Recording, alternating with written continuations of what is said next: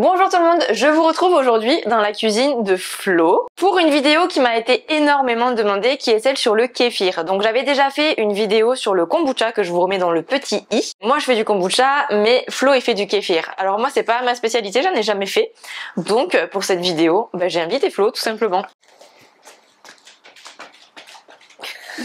Bonjour Internet. Le kéfir c'est un petit peu comme le kombucha. En vrai c'est une boisson fermentée qui est pétillante et qu'on peut aromatiser à peu près avec tout ce qu'on veut. Au niveau de la méthode c'est un petit peu différent du kombucha. Ouais, déjà c'est beaucoup plus rapide. Contrairement au kombucha, le kombucha c'est un gros disque. Là en fait on est sur plein de petites graines. Donc je vais en sortir. Bon là j'en ai plein parce que ça se multiplie en fait à chaque fois que vous faites du kéfir. C'est des petits granulés blancs, faits comme ça, enfin blanc, transparent, ça dépend, qui sont un peu... Tu veux toucher? T'as déjà touché? Ouais, j'ai déjà touché. En termes de composition, c'est un petit peu la même chose que la mère kombucha. On dit que c'est un SCOBY également, qui est l'acronyme pour culture symbiotique de champignons et de levure en anglais. Donc pour faire du kéfir, vous avez besoin de graines de kéfir. C'est ça. Comme pour la mère kombucha, c'est plutôt quelque chose qui se donne entre personnes qui font des boissons fermentées. C'est pas vraiment quelque chose qui s'achète. D'ailleurs, ça j'aimerais rebondir parce que sur ta vidéo, comme vous savez, c'est moi qui valide les coms, donc je lis tous vos commentaires aussi. Et il y en a beaucoup qui disent j'ai acheté une mère, enfin sur ta vidéo kombucha du coup, j'ai acheté une mère kombucha sur Etsy, j'ai acheté une mère kombucha sur Amazon. Mais en fait, achetez pas. Ça ne s'achète pas et celles que vous achetez sont souvent mauvaises. Et d'ailleurs pour le grain de kéfir, c'est pareil. La seule personne que je connais qui en a acheté, ça a jamais marché. En fait, elle a jamais réussi à faire du kéfir. Moi je lui en ai donné, ça marche très bien. Soit vous allez sur un groupe Facebook, vous tapez sur Facebook kéfir kombucha don quelque chose comme ça. Enfin c'est un groupe où il doit y avoir 17 000 ou 20 000 personnes, donc vous le trouverez tout de suite. On peut le mettre en description. Ouais. Et ou sinon dans les magasins bio en général, si vous allez à la caisse, tu auras toujours un mec qui va dire donne grain de kéfir ou un truc comme ça. Vous prenez son numéro, vous envoyez. Si vous êtes en Ile-de-France, moi je peux vous en donner parce que à la base, la personne qui m'en a donné, juste pour vous dire à quel point ça se multiplie, j'avais 30 grammes je crois, sachant qu'il faut 20 grammes pour un litre. Maintenant j'ai 3 kilos depuis tout ce temps et j'en ai donné beaucoup. J'en ai donné à vous, peut-être qui regardez la vidéo. J'en ai donné à des gens, justement chez Biocop, quelqu'un qui avait écrit cherche graines de kéfir, c'est une vieille dame, je lui en ai donné plein. Puis elle m'a envoyé des petites updates en me disant que c'était trop bien. J'étais trop content d'ailleurs. Mais en tout cas, n'hésitez pas à me suivre sur Instagram parce que de temps en temps, quand moi j'ai des scobies, quand Flo il a beaucoup de graines de kéfir, on donne des petits rendez-vous pour en donner en fait à ma communauté si jamais vous en avez besoin. Donc suivez-moi et suivez mes stories et de temps en temps c'est un petit truc qu'on fait. Et du coup, les graines de kéfir, ça se conserve comment? Celles que tu utilises dans ta boisson, donc celles que vous voyez dans les pots, c'est celles que je garde, que j'utilise pas en fait. Elles sont au frigo chez moi. Donc je les mets, je remplis par exemple un bocal comme ça, je le remplis jusqu'à là de graines de kéfir. Je complète avec de l'eau sucrée, donc je mets de l'eau avec un peu de sucre et puis là ça se garde. J'en ai ressorti des fois 2 ans après du frigo, elles fonctionnaient encore. Alors après je sais pas c'est quoi la date maximum. Il y en a qui les mettent alors j'ai jamais essayé. Il y en a qui sans liquide ni rien les mettent au congèle et après les décongèlent. J'ai pas essayé, je sais pas ce que ça vaut. Il y en a qui les déshydratent aussi. Alors ça, je sais pas non plus. Moi, je te dis ma technique la plus simple, c'est de l'eau au frigo. Et là, quand tu les gardes au frigo, est-ce que des fois, tu as besoin de les nourrir avec du sucre? Tu peux, il paraît qu'il faut le faire une fois tous les 2 mois. Toi, tu le fais jamais? Je le fais quand je remplis à nouveau les bocaux. D'accord. Donc parce que quand je remplis les bocaux, du coup, je vide tout dans un grand saladier, je remélange et je remets de l'eau et après je les redistribue bien. Parce que du coup, pour le kombucha, ce que je vous avais expliqué, c'est que ça survit sans nourriture dans son milieu de starter pendant tout le temps. Et ça se reproduit hors du frigo à température ambiante. Les graines de kéfir, du coup, c'est un petit peu différent. C'est ça. Donc pour le coup, vous pouvez les mettre au frigo, mais par contre, que ce soit aussi bien pour le kombucha que le kéfir, quand vous relancez une fermentation avec des graines de kéfir ou un SCOBY qui n'a pas été utilisé depuis longtemps, ça va peut-être prendre un petit peu de temps pour retrouver quelque chose de pétillant. Donc faut pas hésiter à faire plusieurs fermentations pour rien finalement avant d'avoir quelque chose qui est pétillant comme ce que vous avez besoin quoi. De mon expérience, après chaque personne a un peu son expérience en fermentation, mais il y en a que j'ai ressorti du frigo je crois plus d'1 an et demi après et vraiment je les avais pas, je m'en foutais, elles étaient dans le frigo avec de l'eau, du sucre et j'ai jamais renourri et j'ai mis je crois 2 fermentations à refaire, donc sachant qu'une fermentation, c'est vrai qu'on a dit que c'était plus rapide, mais on n'a pas dit combien.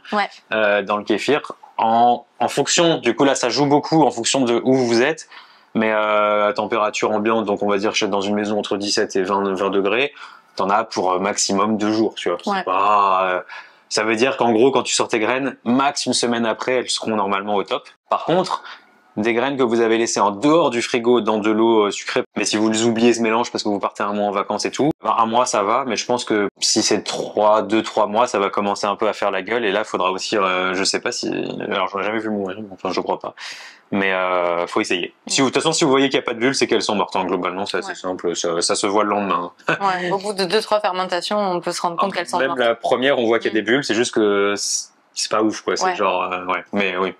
Moi, j'en ai jamais vu des mortes. Alors je sais, si vous avez déjà eu des graines de kéfir qui faisaient rien, dites-nous en commentaire ce que ça fait. Moi, j'en ai pas encore vu. Je sais pas. Alors, pour faire son kéfir, de quoi on a besoin comme matériel?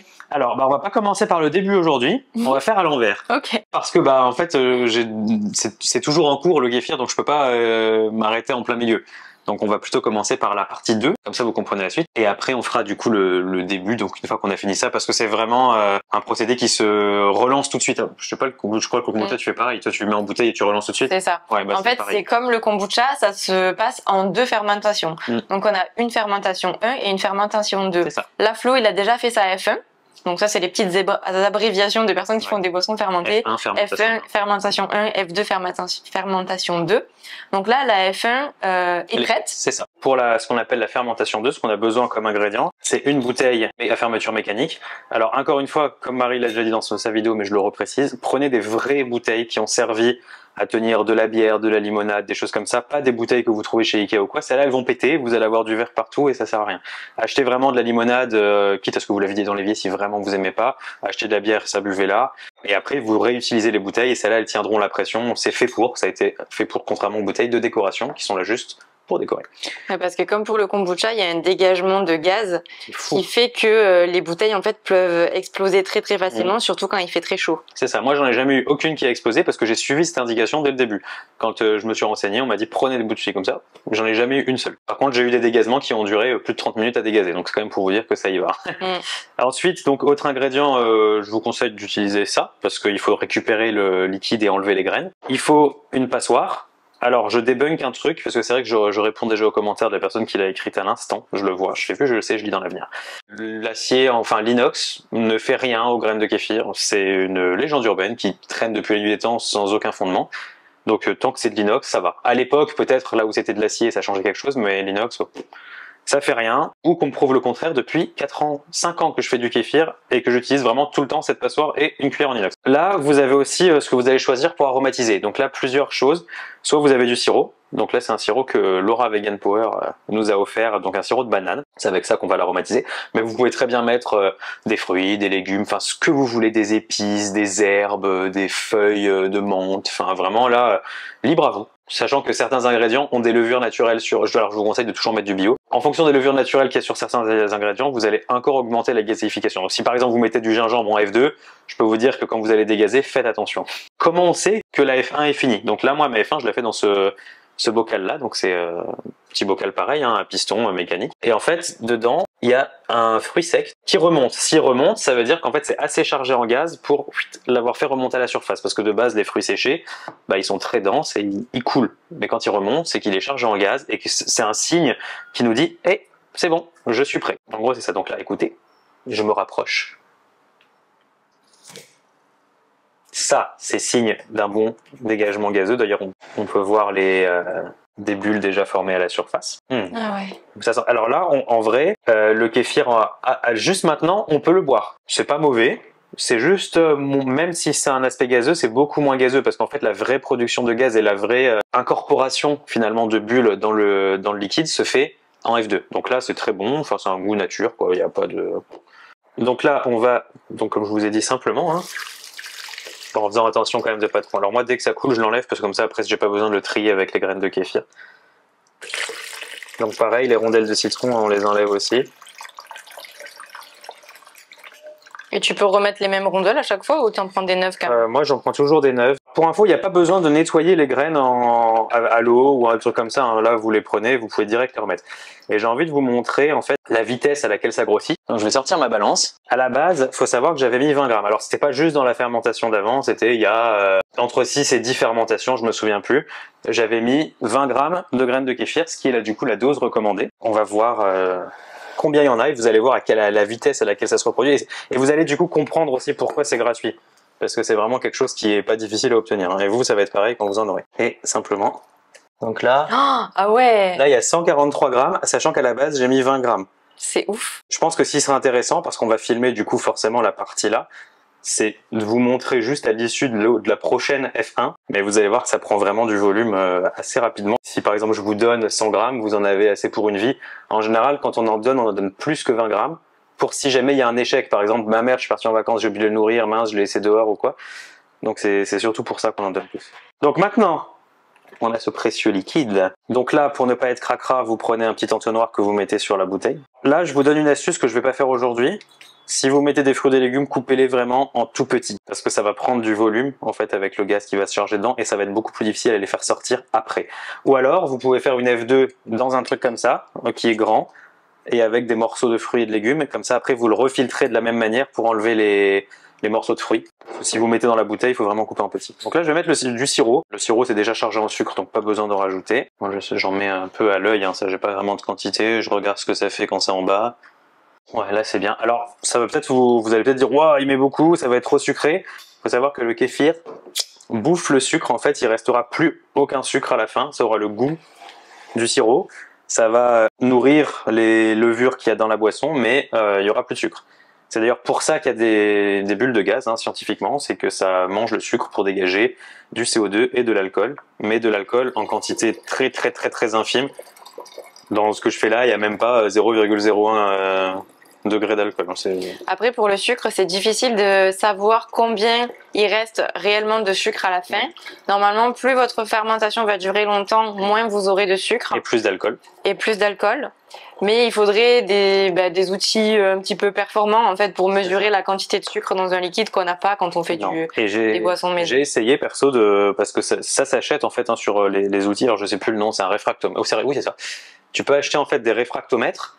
C'est un outil où tu mets une goutte de ton liquide et ça peut te permettre, en fonction du type de réfractomètre que tu achètes, de voir le taux d'alcool ou le taux de sucre, ou d'autres taux, mais en l'occurrence, ça c'est les deux qui nous intéressaient. Mais en fait, les trucs pour particuliers, ça fonctionne vraiment pas. Et même sur de l'eau, il m'affichait 5 degrés d'alcool. Alors soit je bois tout le temps de l'alcool. L'alcool c'est de l'eau après tout, hein, voilà. Ou soit il avait un problème. J'ai pris l'optique du problème parce que même en mettant du vin à 15 degrés, il était toujours à 5. Bref, du coup là on a mis en bouteille. Moi ce que je fais, c'est juste que je le retourne délicatement. J'insiste sur délicatement, vous voyez la façon dont je l'ai dit. Une fois, là même là, en précaution, je dégaze un coup. Et ensuite, ça je le stocke. Et alors là je vais vous donner mon astuce. Donc moi je le stocke sous mon évier parce que sous mon évier c'est une chaleur sèche et il fait sombre. Et je le mets pour éviter, même si ça m'est jamais arrivé, simplement dans un sac, vous savez, sac isotherme. Comme ça, si jamais ça pète ou si quand ça gaze, des fois ça arrive que ça coule le long, bah au moins il n'y en a pas partout. Donc en fait, moi je prends ça, simplement, je le mets dedans, je ferme le sac, parce qu'en général ça dépasse, et là, même si la bouteille elle pète, bah elle va péter dans le sac. Et donc ça, je le laisse sous l'évier, et donc là, ça maintenant, dans 2-3 jours à peu près, donc là c'est un peu à l'instinct, mais voilà, c'est en général 2-3 jours. Mais en attendant, restez, parce que là maintenant on recommence une fermentation. Et donc vous allez voir comment on fait depuis le début. C'est parti pour la fermentation numéro 1. Alors du coup, on recommence avec les ingrédients. Donc pour ceci, on aura besoin d'1 litre d'eau. On va avoir besoin de rondelles de citron, donc bio, bien entendu. Tout est bio dans ce que je vous dis, parce que quand c'est pas bio, pour le coup, ça peut tuer les grains de kéfir. Et des fruits secs. Alors moi, j'utilise des abricots séchés. Ça marche aussi avec des figues. D'ailleurs, en général, la recette originale est avec des figues. Simplement, les figues séchées, ça coûte 3 fois plus cher que les abricots secs. Pour la même chose. Donc au final, je prends des abricots secs. Le fameux récipient qu'on utilisait tout à l'heure, du sucre. Et voilà. Toi, tu prends du sucre blanc? Je prends du sucre blanc. Avant, je faisais au rapadura tout au début. Qu'importe le sucre que vous pouvez utiliser, globalement tous les sucres que vous voulez.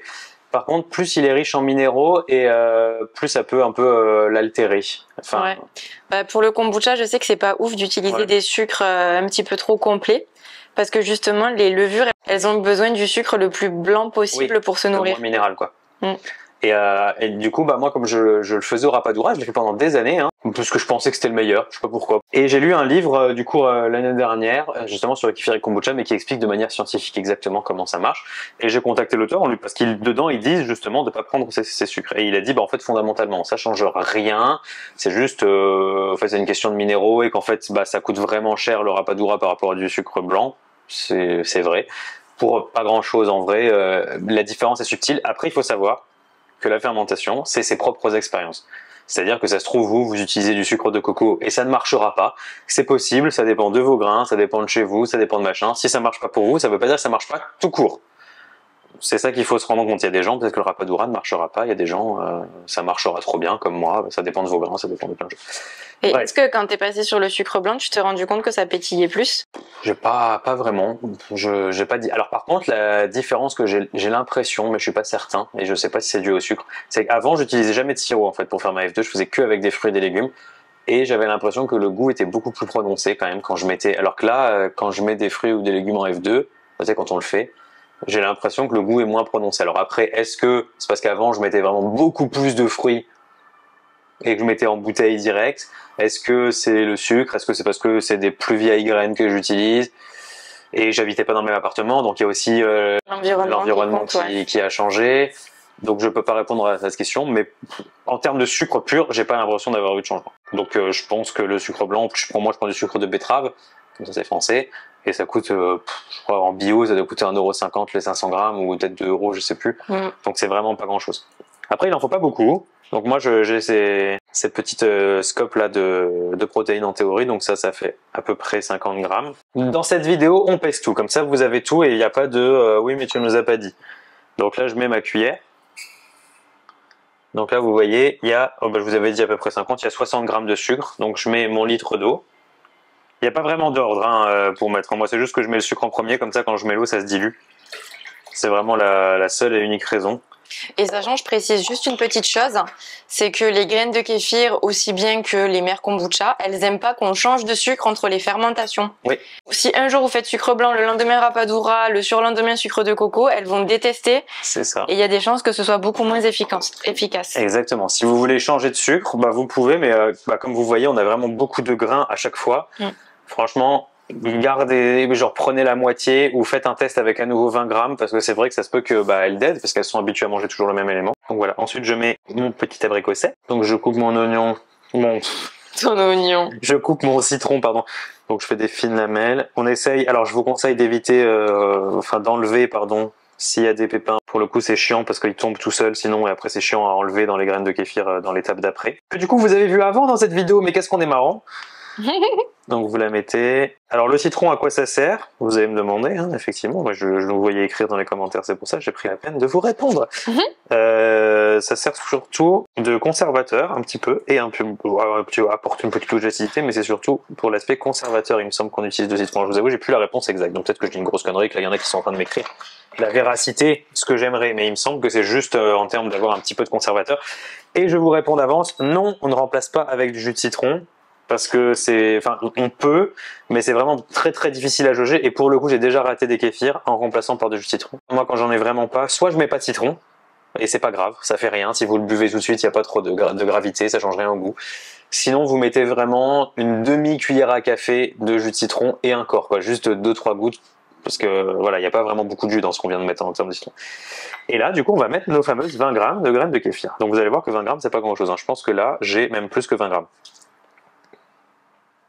Ouais, je vous avais dit 26 grammes. Donc voilà, c'est bon, ça suffit, c'est pas grave si on a un peu plus. On n'est pas avant, il y en avait 140, donc il va pas se plaindre. Ok, et donc les graines de kéfir qui restent, tu vas en faire quoi? Je vais les remettre dans le truc qu'on a vu au frigo tout à l'heure. D'accord. Donc là, je le ferme. Et celui-ci, je le laisse du coup à l'extérieur. Alors ça, il n'y a aucune raison qu'il pète parce que déjà, il y a quand même pas mal d'air. C'est vrai que je l'ai pas dit tout à l'heure dans la bouteille, mais la remplissez pas à ras-bord. Laissez un espace de 5-6 cm en haut, tout le goulot, pour vraiment que l'air puisse se dégager, parce qu'après quand vous allez l'ouvrir, ça va faire geyser. Sinon, il faut vraiment un espace où vous arrivez à jauger. Et donc ça, on pose, et on va le revoir dans 2 jours. Donc là, vous avez vu, il y avait 26 grammes. On verra dans 2 jours combien il y en a. Et là, vous voyez, c'est vrai que du coup, les graines, il m'en reste forcément 110 grammes. Alors là, moi, je les remets simplement dans le bocal que vous avez vu tout à l'heure parce qu'il restait de la place. Mais en vrai, on peut en faire plein de choses, des graines de kéfir quand même. Vous pouvez en faire des yaourts. Alors, j'ai jamais essayé les yaourts, mais c'est possible. Il y en a qui en mettent aussi dans du pain. En fait, c'est vraiment, ça se mange. Regardez, si vous ne croyez pas, j'en prends comme ça. Ça se mange, ça n'a pas de goût. Mais en fait, c'est vraiment riche en plein de probiotiques, etc. Donc, vous pouvez en mettre dans des yaourts, pour en faire des yaourts, justement. En mettre aussi dedans, juste pour les manger. Dans du pain, vous pouvez en faire des fromages. Ça, j'ai déjà fait un fromage où j'ai fait tout à base de kéfir. C'est très long, pour pas vraiment grand chose finalement, parce que un litre de lait de soja m'avait donné un fromage de cette taille-là et en épaisseur ça. Mais le principe est intéressant et si on le fait en plus gros volume, ça peut marcher. Et ça a duré 15 jours aussi, donc vraiment le rendement n'était pas ouf en fait. Et sachant que ce qu'on fait aujourd'hui, c'est du kéfir de fruits. Ah oui. Mais vous pouvez aussi trouver quand vous cherchez sur internet du kéfir de lait qui là pour le coup n'est pas vegan. C'est ça. Et donc alors je sais pas trop en quoi ça consiste. Alors moi, ça je peux l'expliquer. Alors le kéfir de lait en fait c'est ni plus ni moins que du kéfir de fruits qui a été mis dans du lait de vache. Et là du coup ça fait une réaction et ça le transforme. Mais par contre donc un kéfir de fruits peut devenir un kéfir de lait. Un kéfir de lait ne peut plus jamais redevenir un kéfir de fruits. Une fois qu'il a touché du lait, il vit dans le lait. Et du coup ça permet de faire des boissons lactées un peu onctueuses, genre du yop, des choses comme ça. Enfin du yop, on se comprend. Vous voyez la texture, c'est pour vous dire. Mais alors j'ai jamais essayé parce que en vegan ça n'existe pas. Après, quand on le met du coup dans du lait de soja par exemple, ça le fait cailler. Moi c'est pas des trucs qui m'intéressent particulièrement, les boissons à base de lait et tout, je m'en fous un peu, donc j'ai jamais creusé ce côté-là. Mais je pense qu'encore une fois sur le groupe Facebook qu'on va vous mettre en description, c'est pas qu'un groupe de dons, il y a vraiment tout le monde qui fait des expérimentations. Dans la barre de recherche, vous tapez genre soja ou un truc comme ça et vous aurez plein de gens qui ont fait des fromages, qui ont fait des boissons en veux-tu en voilà, des gens qui font des tests. Franchement, faut pas hésiter. Après, c'est ses propres expériences. De toute façon, dites-vous bien que les graines, ça se multiplie comme des petits pains. Au pire, vous faites un truc qui est foireux, vous le jetez et c'est pas vraiment... En fait, c'est pas cher. C'est de l'eau, des graines qui sont gratuites, du sucre qui coûte pas grand-chose, surtout quand tu le rapportes à ta bouteille. Ouais. Au final, t'en as peut-être pour les grands max si tu utilises, genre nous comme nous, des sirops monins pour faire les boissons. Donc là, ça coûte un peu plus cher. Mais même quand tu le rapportes à la bouteille, on en est à 50 centimes la bouteille. Ouais, c'est pas... Mais c'est vrai que ce qui est cool avec les boissons fermentées, c'est pour ça qu'on en fait beaucoup, c'est parce que c'est quasiment gratuit comme dit Flo. Et pour le coup, alors le kombucha, c'est quelque chose qui est devenu assez fréquent dans les restaurants ou dans les magasins bio, même en supermarché je pense maintenant. Mais les bouteilles coûtent très très cher, ça peut monter à 6-8 euros la bouteille. Le kéfir pour le coup, on n'en trouve pas énormément, on en trouve un petit peu en magasin bio, mais c'est pareil, c'est extrêmement cher. Ah bah ouais. Alors que finalement, le faire maison, ça coûte rien. C'est ça. Quand vous en achetez en magasin, s'il est pas au frais, c'est qu'il est pasteurisé. Du coup, vous aurez une boisson pétillante et sympa en goût qui a très peu de sucre. Par contre, vous aurez aucun bienfait du kéfir. Faut le savoir. Donc tous les probiotiques et tout, c'est seulement si c'est au frais. Si vous le pasteurisez, il y a tout qui meurt. C'est normal, c'est le principe. Parce que c'est vrai qu'on en a pas parlé, mais c'est une boisson vivante, c'est une boisson santé qui est hyper bien pour la digestion, pour l'équilibre intestinal. Enfin voilà, ça a plein de vertus hyper cool. Moi perso, j'en bois pas pour ça, mais c'est vrai que ça les a. Nous, on en boit parce que c'est bon, mais c'est vrai que ça a plein de vertus. Vous pouvez trouver en tapant sur Google. Ou en tout cas, même si ça n'a pas des vertus aussi bien que ce que certains veulent dire, c'est toujours mieux que des sodas. Bien sûr. Ça c'est sûr. Ça c'est vrai. Parce que du coup, c'est très très peu sucré. C'est riche en goût et c'est pétillant naturellement. Enfin, il y a.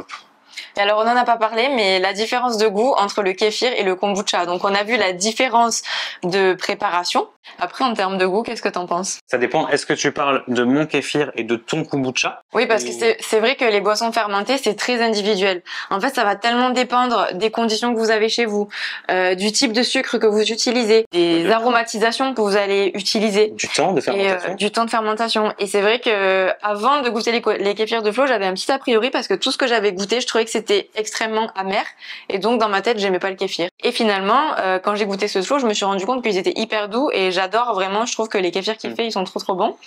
Donc, je pense que ça dépend vraiment de chacun. C'est ça. Mais après, je pense que peut-être, on va faire l'expérience, tu vas peut-être goûter des fermentations 1. Et là, comme on en a une qui reste, parce que ça rentrait pas dans la bouteille, est-ce que si tu goûtes ça, parce que je sais pas si je t'ai déjà fait goûter ma fermentation. Non, je crois pas. Après, là, c'est la température ambiante, du coup.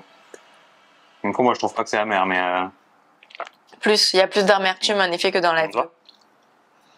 Un tout petit peu, ouais. Alors moi, j'avoue, je préfère le kéfir. Mais c'est vrai que ça dépend des kombucha. Par exemple, ce matin, elle en a bu un qui était vraiment trop bon. Ouais. C'était un en bouteille qu'on avait reçu en cadeau dans une commande. Enfin bref. Et il était trop bon. Il y a des kombucha que j'adore. Il y en a que je trouve vraiment trop vinaigrés. Je trouve qu'en fait, le kombucha, s'il est vraiment fermenté, d'ailleurs, du coup, c'est du vrai kombucha. Enfin, pas du vrai, mais c'est le kombucha comme il doit être bu. C'est trop vinaigré pour moi. J'aime pas ce goût acide. Moi, j'aime pas globalement les trucs trop acides. Et là où le kéfir, je trouve qu'effectivement ça va jamais dans l'acidité. Même quand tu le laisses ultra longtemps, ça va jamais dans l'acidité. Et du coup, je préfère. Moi, j'aime bien l'amertume, donc peut-être que ça va plus dans la mer et que c'est pour ça que je préfère. Ouais, c'est vrai qu'il y a une acidité plus prononcée dans le kombucha. Mais ça dépend. Mais après, c'est comme Marie. Si vous aimez pas, peut-être parce que vous en avez trop dans le commerce ou dans des bars ou quoi qui en ont. bah, essayez juste d'autres marques. Peut-être qu'il y a une marque qui vous plaira. Voilà, en tout cas, vous avez vu la F1 et la F2. On vous retrouve tout de suite pour vous, mais dans 2 jours, pour d'abord le dégazement, puis la dégustation de notre kéfir. Ça fait 3 jours, on est prêt à dégazer notre bouteille de kéfir. Et juste avant, du coup, comme on a déjà fait un autre kéfir, et j'avais mis 27 grammes de grains, et on en est à 46. On a le kéfir que j'ai sorti. Je l'ai pas bougé depuis 3 jours, il était là. Alors je vais vous donner aussi une astuce pour le dégazer. Ça se peut que ça, d'un seul coup, ça monte. Donc moi, ce que je vous conseille, c'est de prendre votre main forte. Vous allez faire une action d'appuyer et en même temps un tout petit peu enlever la bague, genre de 1 mm pour voir en fait jauger la puissance qu'il y a derrière. Alors si vous faites juste comme ça va péter, vous en allez avoir plein de plafond. Donc l'idée, c'est juste de faire un tout petit peu. Bon, c'est comme ça. Donc là, vous voyez, je l'ai enlevé. Mais en même temps, je tiens. Donc toute la force. Et en fait, avec le pouce, je garde la bague. Donc si je fais ça, ça va pas partir, a priori. Bon là, j'ai eu peur, vous avez vu. Mais là, si vous entendez, écoutez, c'est tout le gaz qui s'échappe. Donc il faut en fait essayer de le contenir pour pas que ça pète d'un seul coup. Ouais, parce que vous voyez, ça monte en fait. Et une fois que ça atteint le goulot, bah, c'est dangereux parce que même si tu as l'impression que ça monte vite, que ça monte doucement, une fois que c'est là, bah, en fait ça fait un geyser et c'est son nom. Donc l'idée c'est juste d'essayer de le garder le plus longtemps. Après avec du sirop, ça fait rarement un effet geyser, sauf si vraiment vous en mettez la blinde. C'est surtout avec les fruits où il faut faire attention parce que comme je vous l'ai dit un petit peu avant, il y a les levures naturelles des fruits qui s'activent. Et donc là, ça sent vraiment bon la banane. D'ici, je sens la banane, c'est un truc de fou. Donc là, on peut... Alors là, il est chaud, c'est juste pour goûter. Enfin, il est chaud, il est à température ambiante, je vais le mettre au frigo. Si vous n'arrivez pas à le dégazer, vous pouvez le mettre au frigo et en fait, le fait que ça sera un peu plus facile après. Ça sent vraiment la banane. Ouais, franchement, il est vraiment bien. Tu veux goûter mon love? Ouais. Donc là, le love goûte à température ambiante. Qu'est-ce que le love en pense? On dirait les bonbons à la banane qu'on mangeait quand on était petit, tu sais. Les Haribo là. Du coup, Laura, le sirop qu'elle nous a donné, c'est le sirop Monin. Banane jaune, il me semble, ouais. Et ça a trop goût de banane bonbon, c'est trop drôle. Et une fois que vous avez mis votre bouteille au frais, vous pouvez la garder super longtemps en fait. Ça continue un tout petit peu à faire. Les boissons fermentées, une fois qu'elles sont au frigo, elles continuent un tout petit peu à fermenter. C'est très long. Le froid, ça stoppe la fermentation. Mais du coup, vous pouvez les garder très longtemps en fait au frais. Donc vous pouvez vous faire des bouteilles d'avance et les boire quand vous en avez envie. Moi, j'ai jamais fait par exemple plus qu'une semaine, je pense, et encore. Au-delà, je sais pas ce que ça vaut parce qu'il n'y a pas de conservateur dedans. Si vous avez de la moisissure ou une odeur un peu particulière, ça veut dire qu'il y a eu un problème. Mais sinon, si ça continue sa fermentation de manière normale, vous allez juste avoir quelque chose qui peut par exemple se transformer en vinaigre, en tout cas pour le kombucha. Pour le kéfir, j'imagine que ça devient aussi un petit peu plus acide. Mais même si ça a fermenté longtemps au frigo, vous risquez rien à partir du moment où vous n'avez pas de moisis ou de choses bizarres qui se sont formées à l'intérieur. C'est ça. Et de toute façon, au frigo, la fermentation est tellement ralentie que même du kombucha, pour arriver à avoir du vinaigre de kombucha au frigo, déjà, pas au frigo, c'est plus de 3 mois. Alors au frigo, je pense qu'on a pour 1 an avant que ça donne du vinaigre. Bah alors moi, avec mon kombucha, j'avais fait l'expérience. Je m'étais laissé une petite bouteille de kombucha juste avant de partir au Canada. Donc ça veut dire du frigo? Non, dans le frigo. Ah, dans le frigo, ok. Dans le frigo, donc c'était une F2 que j'ai laissée au frigo. Et donc on est parti combien de temps? Je pense que je l'avais mise en vrai au mois de septembre et je l'ai bu en janvier. Et elle était bonne. En tout cas, j'espère que cette vidéo vous a plu. S'il y a d'autres thématiques que vous aimeriez qu'on montre en vidéo ou qu'on explore un petit peu, n'hésitez pas à me le dire en commentaire.